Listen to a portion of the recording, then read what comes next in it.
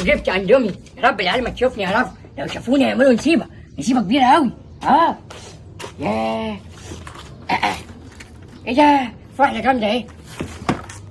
انا نسيت المايه. ماشي اجيب المايه واجي. ايه ده؟ الحق الحلوات ده اندومي. ايه ده مين اللي جايبه ده؟ ده ابويا. ده احنا طب بيقول لنا ما تجيبوش اندومي، ده احنا والله لا اجيب له شطه. يلا نخليها. يلا احنا هنغرقه له شطه عشان يقول هات لي اندومي. خليه يعمل عمليه البواسير تاني مره. هنخليه يعملها 70 مره.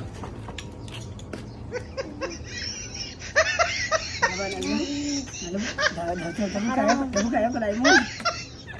يا لهوي ده ولا شطه. يلا ده هنموت. العيد يتندم. يلا واخيرا بقى هطلع اكل الاندومي بتاعي. الاندومي. جوعان ونسيت اجيب الميه. انا نزلت عكست البيت ونسيت اجيب الميه. اما اكل. ايه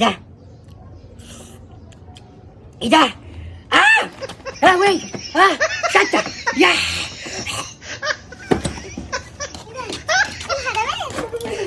بابا مات. يا ولاد تعالوا. جبت كيكه من ورا العيال. اولادي دول مشكله، لو شافوها ياكلوها. طب وليه انا كده برواقه واكلها. معلش يعني ايه. نسيت اجيب بقى ايه بقى سجاره اشربها في البكاسه كده في الخباسه قبل ما مراتي تشوفني. خليها هنا. ايوه بقى انا عاوزه العب انا وانت.